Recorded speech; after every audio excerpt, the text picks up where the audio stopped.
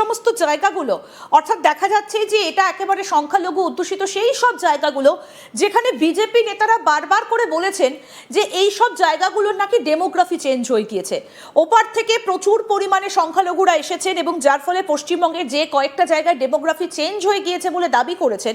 বিশেষ করে সংখ্যালঘু অধ্যুষিত এলাকাগুলো, বিশেষ করে আমরা দেখেছি যে বিজেপি নেতা শুভেন্দু অধিকারী তিনি বারবার করে সেই কথাগুলো বলেছেন। তাহলে কি এটা সেই জায়গাগুলো? তাহলে কি তাদের কথা ধরেই এবার কমিশন সাফাই অভিযান শুরু করলো? তাপস,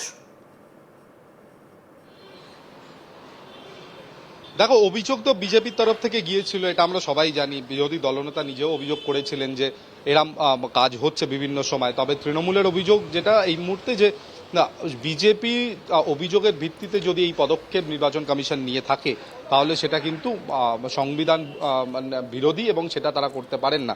তবে যে কোনো রাজনৈতিক দল তাদের এই অধিকার রয়েছে যে যদি এই গোটা নির্বাচনী প্রক্রিয়া বা এসআইআর প্রক্রিয়া প্রসেসের মধ্যে কোথাও ভুল হচ্ছে বা কোথাও ভুল করা হচ্ছে, এটা যদি তাদের চোখে পড়ে, এটা কিন্তু তাদের রাইটসের মধ্যে পড়ে, তাদের অধিকারের মধ্যে পড়ে কি তারা ইলেকশন কমিশনকে জানাবে। তবে ইলেকশন কমিশনকে জানানো মানেই যে ইলেকশন কমিশন সেই চিঠির ভিত্তিতে সঙ্গে সঙ্গে পদক্ষেপ করবে এমন নয়। তারা ইন্টারনাল এনকোয়ারি করে, তারা সিইওকে জানায়, সিইও আবার ডিইওকে জানায়। তো এই স্তর, এই চ্যানেলটা মেনটেন করে সিনক্রোনাইজ হতে করে। আমি তোমায় বলি, যেমন এখানে কয়েকটি জায়গার নাম উল্লেখ করা হয়েছে, যে দক্ষিণ 24 পরগনার ক্যানিং পূর্ব এবং সেটিও একটি, এবং ফারাক্কা অ্যাসেম্বলি কনস্টিটিউয়েন্সি রয়েছে, সেটাও সীমান্তবর্তী অঞ্চল। শামশেরগঞ্জ মুর্শিদাবাদে, সেটিও একটি সীমান্তবর্তী অঞ্চল। এর পাশাপাশি মুর্শিদাবাদে সুতি ব্লক, সুতিও কিন্তু একটি তোমার বর্ডার সংলগ্ন একটি জায়গা। তো ময়নাগুড়ি থেকেও কিন্তু ভারত বাংলাদেশ সীমান্ত খুব দূরে নয়। তো সেক্ষেত্রে সীমান্তবর্তী অঞ্চল জানিয়ে বিরোধীরা প্রশ্ন ক্রমাগত করছিল, শুভেন্দু অধিকারী প্রশ্ন তুলছেন। সেই সব জায়গায় কিন্তু অভিযোগ পাওয়ার পর সেগুলো এনকোয়ারি করে, যেটা নির্বাচন কমিশন সূত্রে জানা যাচ্ছে, তারা পেয়েছেন যে এখানে কিছু গড়মিল হয়েছে এবং কিছু ক্ষেত্রে ভুল, কিছু ক্ষেত্রে ইচ্ছাকৃত ভুল হয়েছে।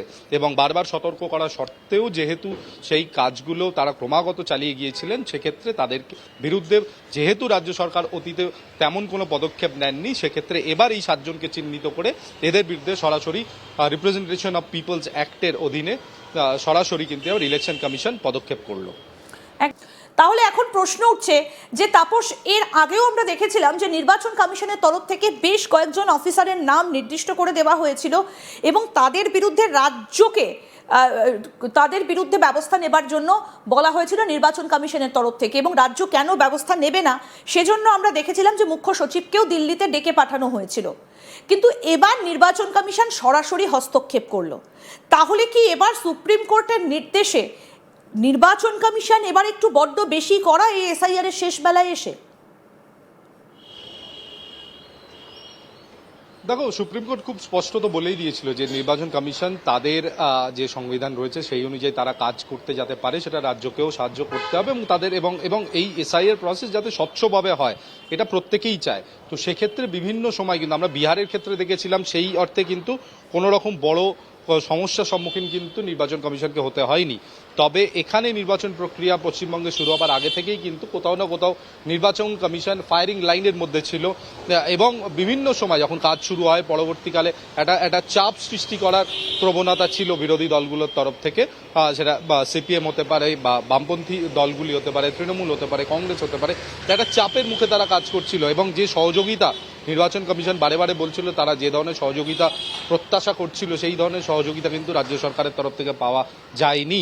সেক্ষেত্রে এখন এই প্রসেস আরও একটা সপ্তাহ সময় বাড়িয়ে দেওয়া হলো। ড্রাফট লিস্ট প্রকাশ করার যে সময় 14 তারিখ নির্ধারিত ছিল, সেখান থেকে ড্রাফট লিস্ট আরও 1 সপ্তাহ পিছিয়ে দেওয়া হলো। সেক্ষেত্রে কিন্তু স্পষ্টত যে এখনো পর্যন্ত যে এই প্রসেসটা চলছিল, এই প্রসেসটা কোথাও না কোথাও কিন্তু একটা গলদ ছিল বিভিন্ন স্তরে, বিভিন্ন জায়গায়।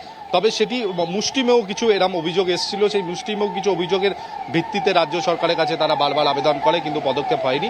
তবে অবশেষে যেহেতু আমি বললাম যে রিপ্রেজেন্টেশন অফ পিপলস অ্যাক্টের অধীনে এই ধরনের পদক্ষেপ নির্বাচন কমিশন করতে পারে, সুতরাং অন্য কোনো পথ খুঁজে না পাওয়ায় তারা কিন্তু সরাসরি হস্তক্ষেপ করতে এবার বাধ্য হন।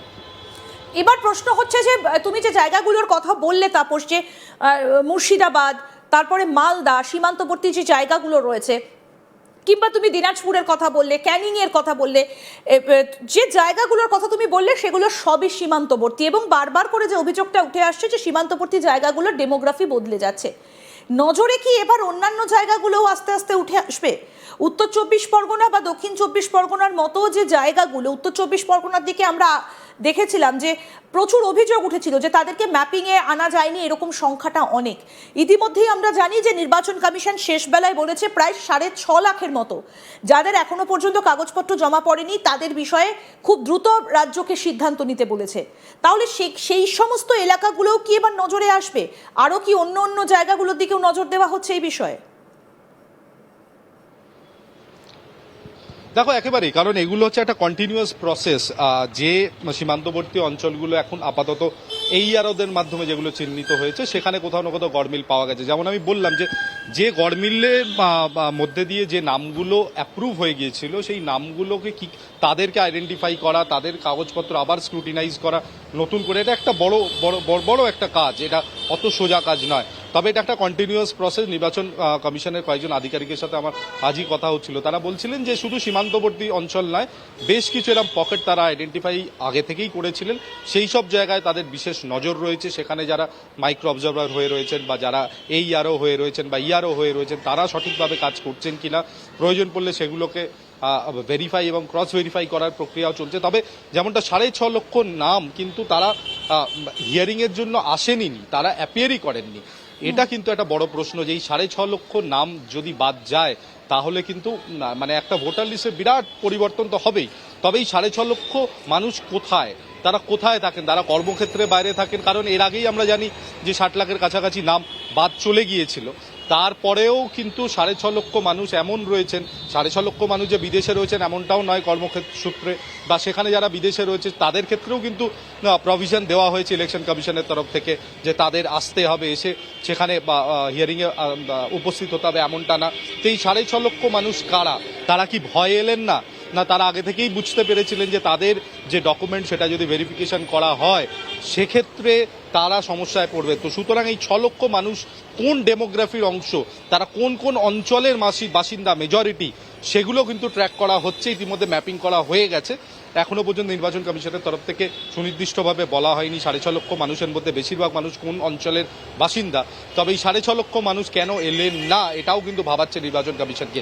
তো সার্বিকভাবে যে প্রসেসটা সম্পূর্ণ ফুলপ্রুফ হওয়ার কথা ছিল, শুরুর দিকে কিছু জায়গায় নির্বাচন কমিশনের তরফ থেকে গাফিলতি দেখা গিয়েছিল। তারা মানে একটা ট্রায়াল অ্যান্ড এরার